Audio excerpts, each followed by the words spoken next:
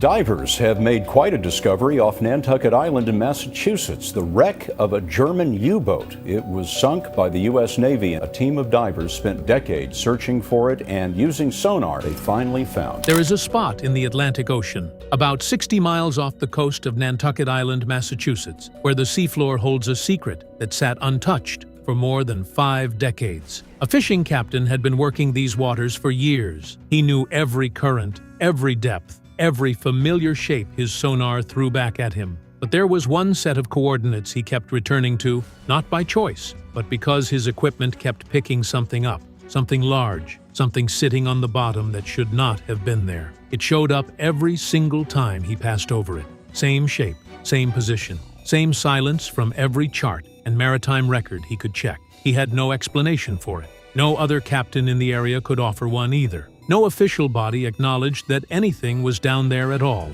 One evening, he mentioned it almost as a throwaway comment to a man named John Chatterton, an experienced wreck diver with a reputation for not walking away from unsolved things. Chatterton listened and said very little. Then he went home and started making calls. Within weeks, a team of technical divers had assembled. Equipment was packed, a boat was loaded, and on a cold morning in September 1991, they set out toward those coordinates with no idea what they were about to find. What they brought back up from the ocean floor that day would consume the next 8 years of their lives, cost 2 men their lives, and eventually rewrite a chapter of World War II history that historians had believed was settled and closed. The shape in the darkness. When the boat reached the coordinates and the engine cut out, the first thing the divers did was drop a depth line. The reading came back at 230 feet to the bottom. Nobody spoke for a moment. 230 feet is not a recreational dive. It is not even a casual technical dive.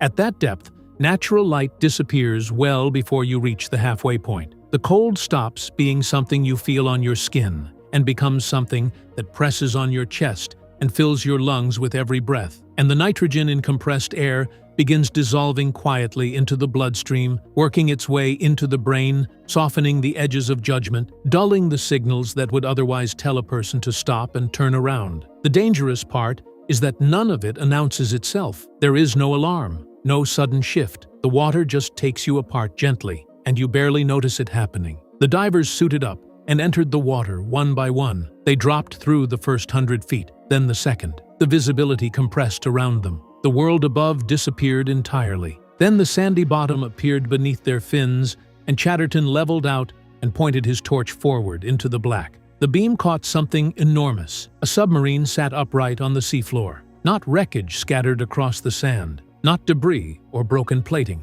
A complete, intact submarine resting there as if it had simply chosen to stop. The tower rose above the hull. The deck fittings were still in place. Every silhouette matched a German U-boat from the Second World War. The divers moved around it in silence. No radio communication at that depth. No way to share what they were all feeling. They circled the full length of the vessel and took in the details. The submarine sat level, settled gently into the silt, as if lowered there with great care. Several hatches appeared to still be sealed. Then a torch beam crossed a section near the control room and stopped. A large portion of the hull had been torn open. The metal around the breach was bent inward, as if something had punched through the steel from the outside with tremendous force. And just beyond that opening, lying still against the dark sand, were human bones. Nobody moved for several seconds. When the divers surfaced and began searching for identification markings, they found nothing. German submarines were built with serial numbers stamped throughout the vessel, metal tags on equipment, manufacturer plates on machinery. Every one of them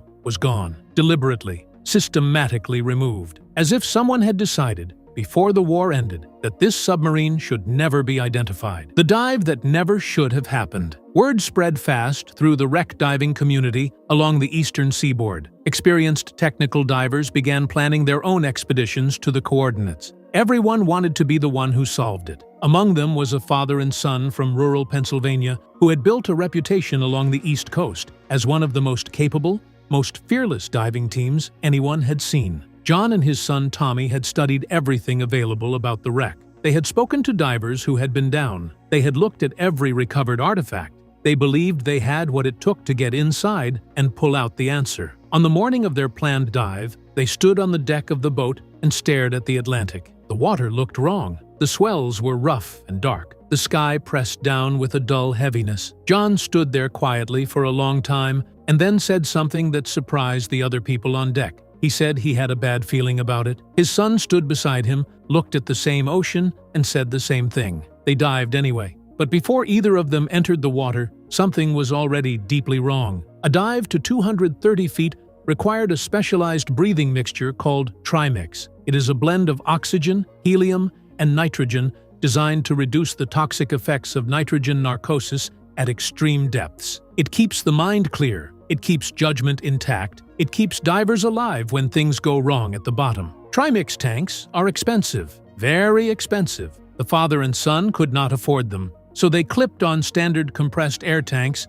and stepped off the back of the boat. They were about to descend 230 feet on a gas that would quietly poison their thinking the entire way down. Tommy had a specific goal inside the wreck. On a previous dive, he had spotted something near the galley, an object with German writing that he believed could be the identification breakthrough everyone had been searching for. He fed a guideline through an open hatch and pulled himself inside. The interior was thick with silt. Decades of fine sediment coated every surface. Every movement Tommy made sent clouds of gray particles rising through the water, turning the already limited visibility into absolute darkness within seconds. He continued forward anyway, moving by feel and memory until his hands found the object. It was partly buried beneath an old rubber life raft that had not moved since the war. He started digging around it. The nitrogen was already working on his mind, not in a way he could feel or name, not in a way that set off any alarm. He just felt sharp, focused, certain. He pulled harder at the raft. It shifted. Everything around it shifted. Metal structures above him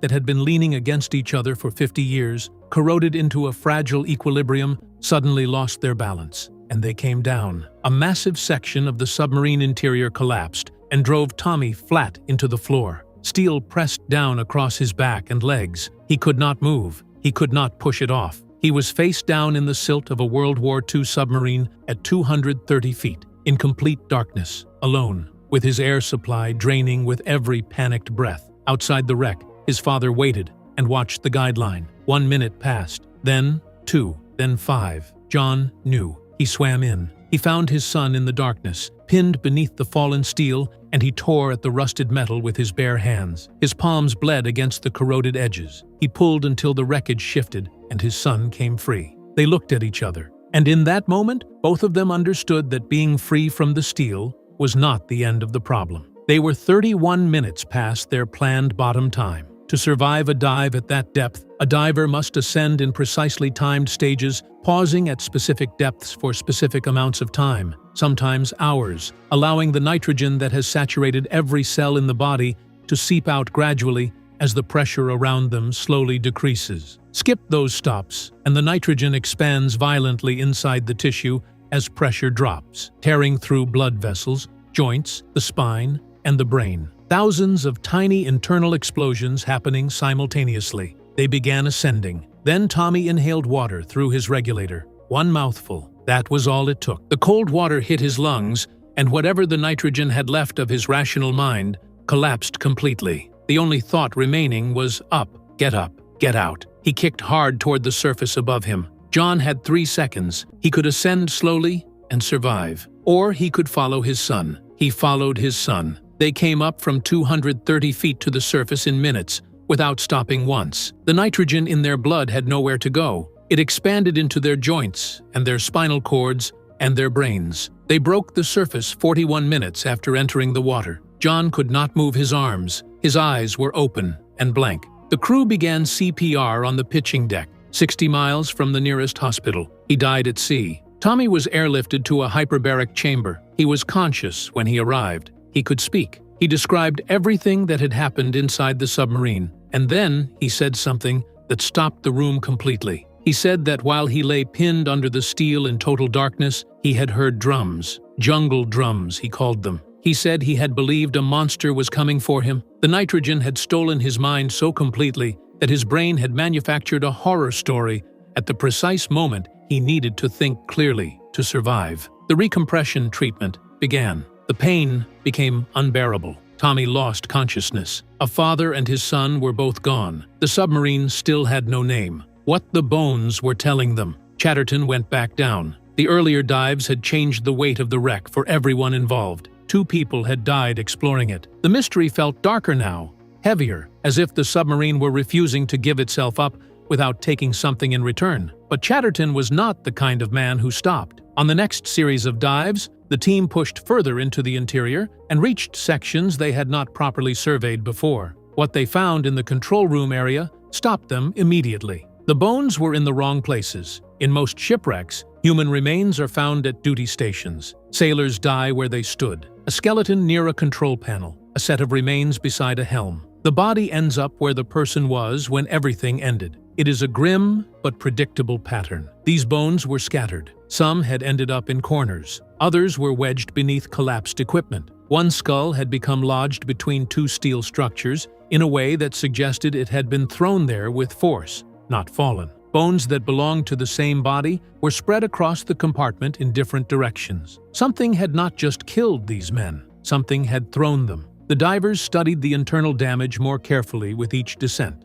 Heavy equipment had been ripped clean off its mounting bolts. Control instruments hung at warped angles. Thick metal panels had bent inward toward the center of the submarine, as if a force had hit from the outside and pushed everything inward simultaneously. This vessel had not slowly flooded. It had not run aground. It had not gradually taken on water until it finally sank to the bottom. Something had delivered a single, concentrated, devastating blow. Inside a sealed steel tube, an explosion behaves differently than it does in open water or open air. The hull contains the shock wave. The pressure cannot escape. It travels through every corridor and compartment, compressing the air violently. That compressed air can rupture lungs and burst blood vessels without leaving a single visible wound on the outside of the body. A sailor could be killed by an explosion that never directly touched him, simply because he was standing inside the same steel tube when the pressure wave passed through. The men aboard U-869, because Chatterton now knew this was U-869, would have felt the blast before they heard it. Then, they would have heard nothing at all. The divers returned to the breach in the hull near the control room that had been noted on the very first dive. This time they examined it closely enough to understand what it was telling them. The steel around the opening had not been cracked by external pressure. It had not failed from corrosion or gradual stress. It had been torn apart from the outside and pushed inward. The shape of the damage, the direction of the bent metal, the concentration of force at a single point, all of it pointed to one conclusion. Something had struck this submarine directly and exploded inside it. The name scratched into a handle. The knife appeared early. On November 6, 1991, just weeks after the first Discovery dive, Chatterton reached into a drawer inside the submarine and pulled out a stainless steel dinner knife with a wooden handle. It was the kind of object that gets left in a galley drawer and forgotten, unremarkable in every way except for one detail. Someone had carved a name into the handle by hand.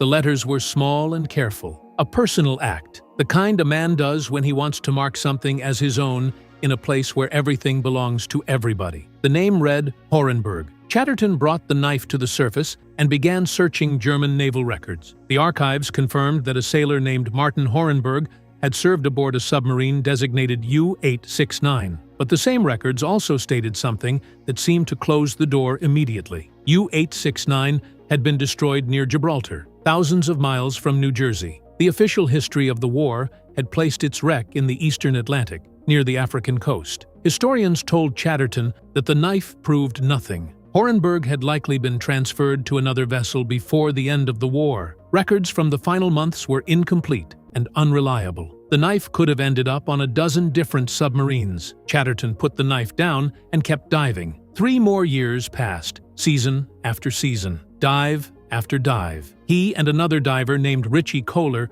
returned to the wreck again and again, continuing to search a submarine that had already killed people. Many in the diving community had moved on. Bill Nagel, the man who had led the original Discovery dive, had become seriously ill and was dying. The expeditions slowed. Chatterton and Kohler did not stop. Then, on August 31, 1997, Chatterton entered the electric motor room near the rear of the submarine. In the silt on the floor, he found a small wooden box. Attached to the box was a plastic identification tag, 3 inches long, the kind of tag that gets fixed to equipment during manufacture and never thought about again. The letters stamped into it had survived 50 years underwater. They read, U-869, 6 years, 2 deaths. Dozens of dives into one of the most dangerous recreational wreck sites on the American eastern seaboard. 3 inches of plastic. That was the answer. But the discovery of the name immediately created a new problem, and it was a serious one. Every official record, every naval archive,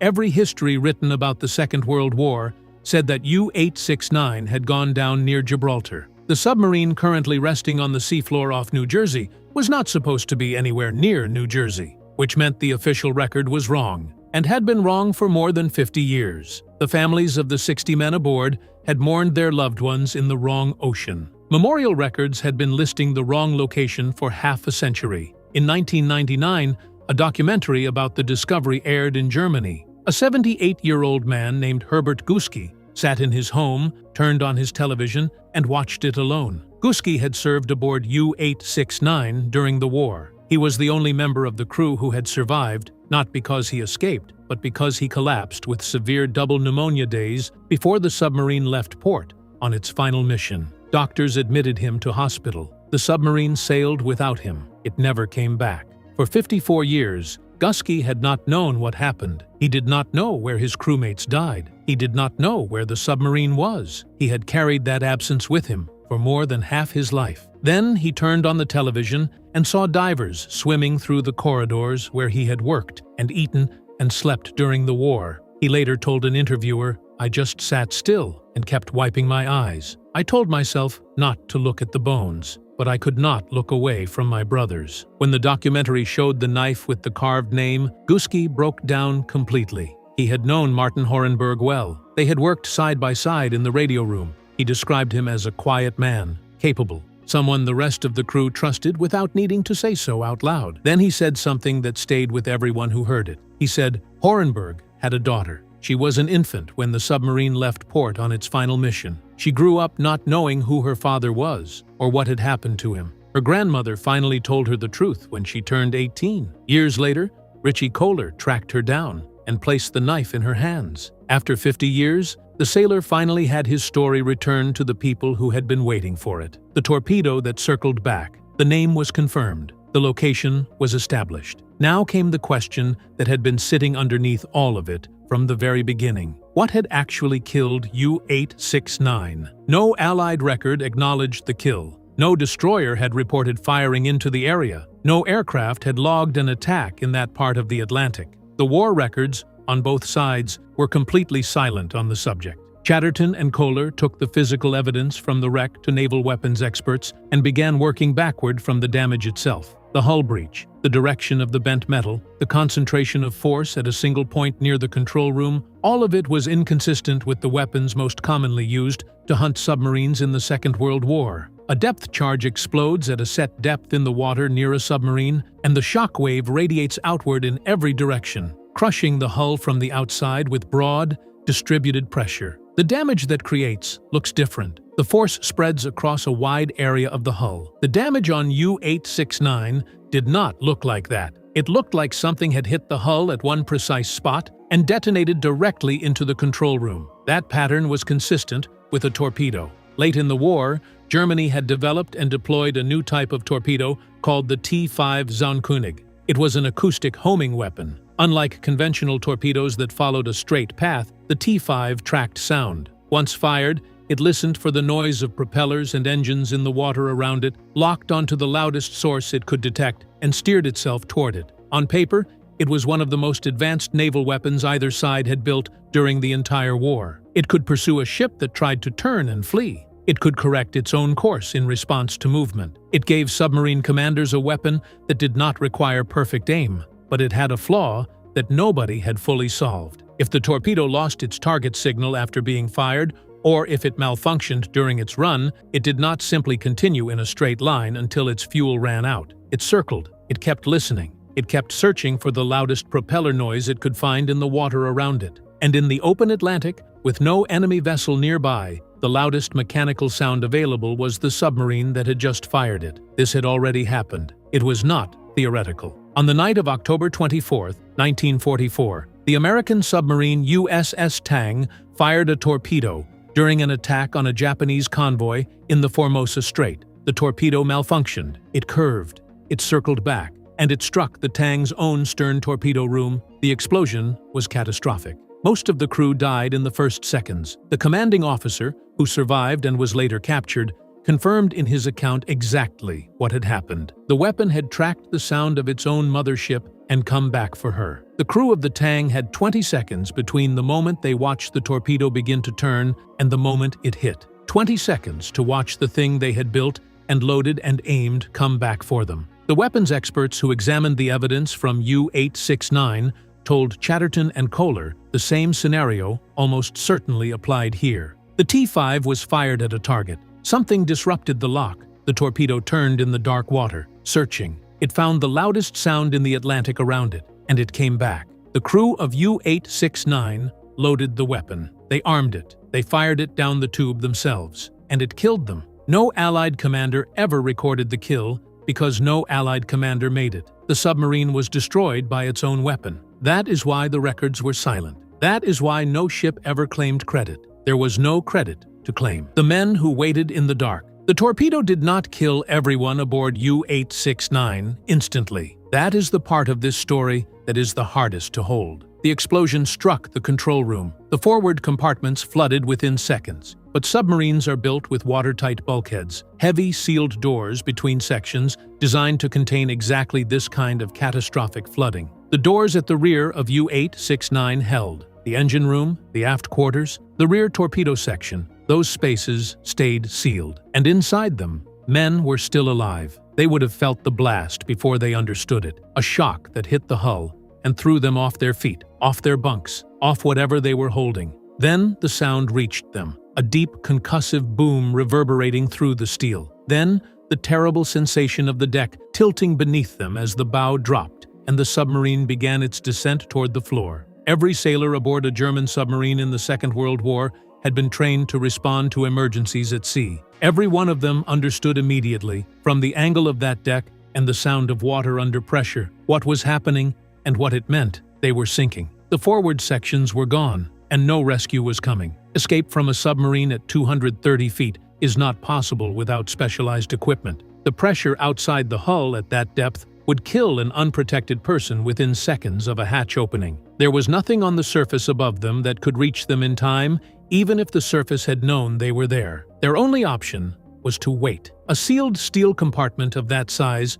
with the number of men likely surviving in the rear sections, contains enough breathable air for hours. Hours. That means some of those men may have been sitting in those sealed rear sections for a very long time after the submarine stopped moving. The lights would have failed. The only sound would have been the ocean pressing against the steel around them, the slow groaning of a structure settling under immense pressure, and the breathing of the men sitting beside them in the dark. They were in their 20s, most of them. Boys, really, by any honest measure. Sent out into the Atlantic in a steel tube because their country had told them this was how war worked. And the last thing they experienced was darkness, and each other, and the sound of the sea that was coming for them. There was nothing to do. There was nowhere to go. There was only the waiting. Among them, almost certainly, was a young man named Martin Horenberg, who had once taken a knife from the galley drawer and carefully scratched his own name into the handle, just so that in a place where everything was shared, one small object would belong to him. He had a daughter who never knew him. She grew up without a face to put to the name. She learned the truth when she was 18. And decades later, a diver placed her father's knife in her hands. That knife had been sitting at the bottom of the Atlantic for 50 years, in a drawer, in a submarine, in the dark. What remains? U-869 is still out there, 60 miles off the coast of Nantucket, sitting in 230 feet of cold black water, resting in the same spot it has occupied since the final months of the Second World War. The remains of the crew are still inside, all 60 of them. The Atlantic does not give back what it takes. The wreck corrodes slowly, year by year. Seawater works through the steel. Sections collapse at their own pace. One day, and nobody can say when, the hull will fail completely, and the structure will fold in on itself, and the sand will swallow what remains of it. There will be no grave marker. There will be no monument. Nothing on the surface of the ocean to indicate that 60 men spent their final hours below that particular stretch of water. Just the Atlantic. The same Atlantic that has been sitting on top of them for 80 years. The story of U-869 was never going to be found in any official archive. No government was going to release a record that would answer the question of where it sank or what destroyed it, because no government had that record. The war ended, and the submarine simply did not come back and was listed in the wrong place. And the wrong place became the accepted truth for 50 years. It took a fishing captain who kept returning to the same coordinates because his sonar kept telling him something was down there. It took a wreck diver who could not leave a mystery alone. It took 2 men who died 230 feet underwater in the dark. It took 6 years and dozens of dives and a 3-inch plastic tag buried in silt and a knife with a name scratched into the handle. It took all of that just to give 60 men back their story. And even now, knowing the name, knowing the location, knowing what most likely happened, there is a part of this that cannot be fully resolved. Because the question of what it felt like to sit in the sealed rear of that submarine after the explosion, in the cold and the dark, listening to the ocean press against the hull, and knowing with absolute certainty what was coming, that question has no answer. Nobody survived to give one. The only answer is the wreck itself, still there, still silent, still keeping its last secret exactly where it has always kept it. 230 feet down, in water so cold and dark that the light never reaches it.